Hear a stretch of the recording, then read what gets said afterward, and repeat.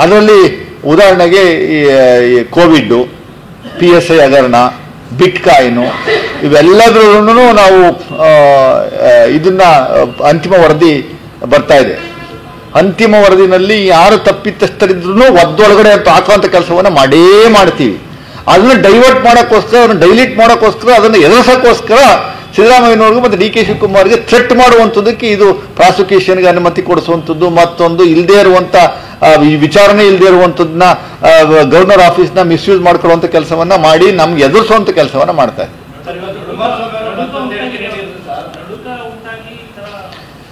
100% ನಮ್ಮ ಯಾವುದ್ರಲ್ಲೂ ಏನು ಪಾತ್ರ ಇಲ್ಲ. CMದು ಪಾತ್ರ ಇಲ್ಲ, DK ಶಿವಕುಮಾರ್ ಅವ್ರದ್ದು ಪಾತ್ರ ಇಲ್ಲ. DK ಶಿವಕುಮಾರ್ ಅವರು ಜೈಲಿಗೆ ಕಳಿಸಿರುವಂಥ ಉದ್ದೇಶ 75 ಕೋಟಿ ಎಲ್ಲೋ ಸಿಕ್ತು, ಇನ್ನೆಲ್ಲೋ ಸಿಕ್ತು, ಅಲ್ಲಿ ಸಿಕ್ತು, ಇಲ್ಲಿ ಸಿಕ್ತು ಅಂತಾರೆ. 75 ಕೋಟಿ ಹೆಂಗ್ ಸಿಕ್ತು, ಹೆಂಗ್ ಬಂತು ಅನ್ನುವಂಥದ್ದಕ್ಕೆಲ್ಲ ಸಂಪೂರ್ಣವಾಗಿ ಮಾಹಿತಿಯನ್ನು ಕೊಟ್ಟ ಮೇಲೆ ಸುಪ್ರೀಂ ಕೋರ್ಟ್ ಅವ್ರು ಮತ್ತೆ ಬೇಲ್ ಹೆಂಗ್ ಕೊಟ್ರು? ಏನು ಹಗರಣ ಮಾಡಿ ಭ್ರಷ್ಟಾಚಾರ ಮಾಡಿ ಸಂಪಾದನೆ ಮಾಡಿ ದುಡ್ಡು, ಅದು ಬಿಸ್ನೆಸ್ ಮಾಡಿರುವಂಥ ದುಡ್ಡು. ಅದಕ್ಕೆ ನೀವು ಕುಮಾರಸ್ವಾಮಿ ಅಂತಾರೆ 3 ಎಕರೆ 16 ಗುಂಟೆ ಲಿಂಗವ್ರಿಗೂ ಸೇರಿಲ್ಲ, ಜವರವ್ರಿಗೂ ಸೇರಿಲ್ಲ, ಸರ್ಕಾರಿ ಆಸ್ತಿ. ಅದನ್ನ DC ಅವ್ರ ಮುಖಾಂತರ ಯಾವ ರೀತಿ ಭೂ ಕಬಳಿಕೆ ಮಾಡೋದು ಸಿದ್ದರಾಮಯ್ಯ ಹೊಸ ಒಂದು ಹೇಳಿಕೆನ ಕುಮಾರಸ್ವಾಮಿ ಒಂದೇ ನಿಮಿಷ ಅದನ್ನ ಅದಕ್ಕೆ ಸಂಬಂಧಪಟ್ಟಿದ್ದು ಅದಕ್ಕೆ ಹೇಳ್ತೀನಿ ಒಂದೇ ನಿಮಿಷ ಸರ್. ಅಲ್ಲ, ಕುಮಾರಸ್ವಾಮಿ ಅವರು 1968ನೇ ಇಸ್ವಿನಲ್ಲಿ ಮೈಲಾರಯ್ಯ ಅನ್ನುವಂಥ ಹೆಸರಿನಲ್ಲಿ ರಿಜಿಸ್ಟರ್ ಆಗಿದ್ದಂಥದ್ದು. 71ರಲ್ಲಿ ಬರೀ ಮತ್ತೆ ದೇವರಾಜು ಹೆಸರು ಅನ್ನುವಂಥದ್ದು ಬಂತು. ಅಂದ್ರೆ ದೇವರಾಜು ಪ್ರಾಪರ್ಟಿ ಅಲ್ಲ, ದೇವರಾಜು ಅಂತ ಹೆಸರನ್ನ ಸೇರಿಸಿ 1971ರಲ್ಲಿ ಇದು ಇನ್ಫ್ಲೂಯೆನ್ಸ್ ಮಾಡಿ ಸೇರಿಸುವಂಥ ಕೆಲಸವನ್ನ ಮಾಡಿದ್ದಾರೆ ಅಂತ ಅಲ್ವಾ ಸರ್?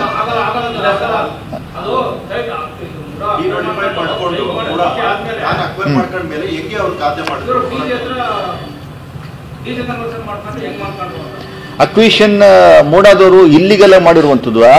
ಇದನ್ನ ನೋಟಿಫೈ ಮಾಡಿ 4-1 ನೋಟಿಫಿಕೇಶನ್ ಆಗಿದ್ದೆ ಅವಾಗ 1992ರಲ್ಲಲ್ವಾ? ಡಿನೋಟಿಫೈ ಆದ್ಮೇಲೆ ಜಮೀನು ಯಾರ ಹೆಸರಿಗೆ ಹೋಗ್ಬೇಕು ಅನ್ನುವಂಥದ್ದು ಅವರೇ ದೇವರಾಜ್ ಅವರು ಒಂದು ಪತ್ರ ಕೊಟ್ಟವರಲ್ಲ, ಒರಿಜಿನಲ್ ಮೂಲ ಖಾತೆದಾರ ಯಾರು ಇರ್ತಾನೆ ನಿಂಗ ಅನ್ನುವಂಥ ಹೆಸರಿನಲ್ಲೇ ಬರಬೇಕು ಅನ್ನುವಂಥದ್ದು ಅವರೇ ಒಂದು ಪತ್ರ ಕೊಟ್ಟ ಮೇಲೆ ಆ ಡಿನೋಟಿಫೈ ಅವ್ರ ಹೆಸರಲ್ಲೇ ಆಗುತ್ತೆ 1998ರಲ್ಲಿ. ಡಿನೋಟಿಫೈ ಆದ ಮೇಲೆ ಅವರು ಮತ್ತೆ ತಿರ್ಗಾ ಡೆಪ್ಟಿ ಕಮಿಷನರ್ಗೆ ಹೋಗಿ ಅಲ್ಲಿಂದ ಅವ್ರ ಹೆಸರಿಗೆ ಚೇಂಜ್ ಮಾಡಿಕೊಂಡು ಅವ್ರ ಹೆಸರಿಗೆ ಡಿನೋಟಿಫಿಕೇಶನ್ಸ್ನ ಪತ್ರವನ್ನು ಬದಲಾಯಿಸ್ಕೊಂಡು ಆಮೇಲೆ ಅವರು ಕನ್ವರ್ಷನ್ ಮಾಡ್ಕೊತಾರೆ. ಕನ್ವರ್ಷನ್ ಮಾಡಿ ಆದಮೇಲೆ ಇವರು ಮಲ್ಲಿಕಾರ್ಜುನ ಸ್ವಾಮಿ ಅವರಿಗೆ 2004ನೇ ಇಸ್ವಿನಲ್ಲಿ ರಿಜಿಸ್ಟರ್ ಮಾಡಿಕೊಡುವಂಥ ಕೆಲಸ. ಇದೆಲ್ಲ ದಾಖಲೆಗಳು ಇಟ್ಕೊಂಡು ಮಾತಾಡಬೇಕು. ಹಿಟ್ ಅಂಡ್ ರನ್ ಸ್ಟೇಟ್ಮೆಂಟ್ ಮಾಡುವಂಥದ್ರಲ್ಲಿ ಏನಿದೆ ಅಲ್ಲಿ? 1968ರಲ್ಲಿ ಸಿದ್ದರಾಮಯ್ಯನವರು ಮೂಗು ನೇರಕ್ಕೆ ಸಿಕ್ಕಾಕಂತದ್ದು.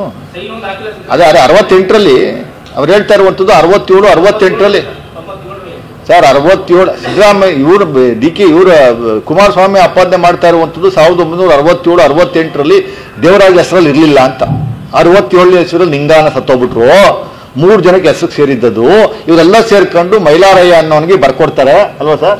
ಮೈಲಾರಯ್ಯ ಅನ್ನುವಂಥವ್ರಿಗೆ ಬರ್ಕೊಡ್ತಾರೆ. ಅದು ಮೈಲಾರಯ್ಯನ ಜಮೀನು ದೇವರಾಜ್ಗೆ ಹೆಂಗ್ ಬಂತು ಅಂತ ಅವ್ರ ಪ್ರಶ್ನೆ. ದೇವರಾಜ್ ಹೆಸರಲ್ಲಿ ಇಲ್ಲ ಅಂತ ಅವ್ರು ಹೇಳ್ತಾ ಇರೋದು.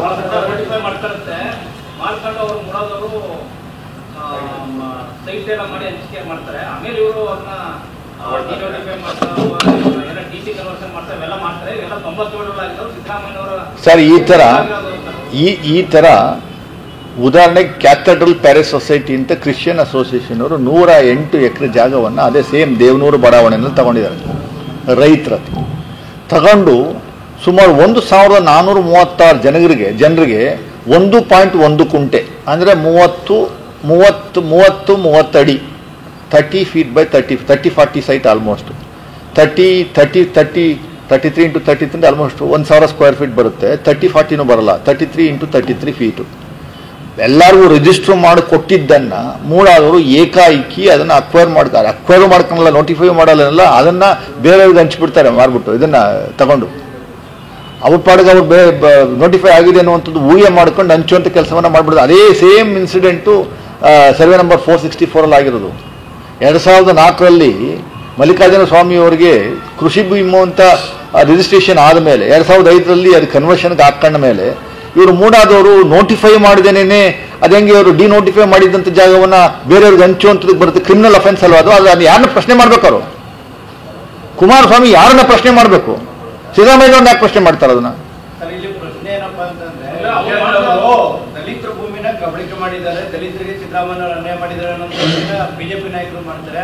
ಮತ್ತೊಂದ್ ಕಡೆ ಕುಮಾರಸ್ವಾಮಿ ಅವರು ಇದು ನಿಂಗವ್ರಿಗೂ ಸೇರಿಲ್ಲ, ಜವರವ್ರಿಗೂ ಸೇರಿಲ್ಲ, ಇದು ಸರ್ಕಾರಿ ಜಾಗ ಅಂತ ಹೇಳಿದ್ರೆ ಅಲ್ಲೇ ಗೊಂದ ಇರುವಂತ ಇದು ಸತ್ಯ ಸರ್. ಆಪಾದನೆ ಮಾಡಬೇಕು.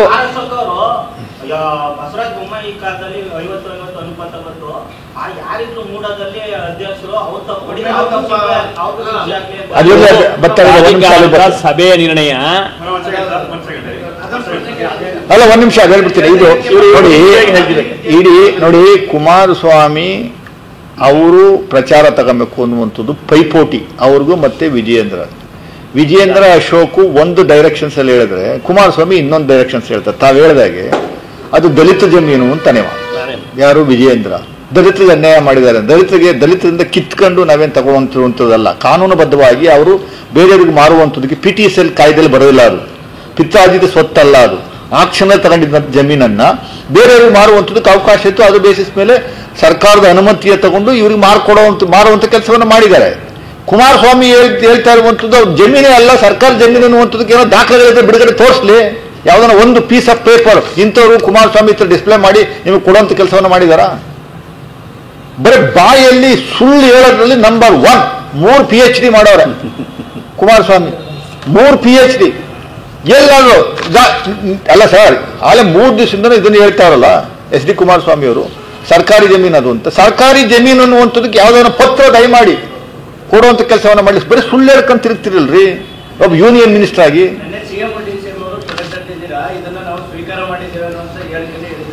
ತೊಡೆ ತಟ್ಟುವಂತ ಕೆಲಸವನ್ನ ಇನ್ನು ಮೇಲೆ ನಾವು ಮಾಡಿದೀವಿ. ನೆನ್ನೆ ಮಾಡಿದ್ದಾರೆ.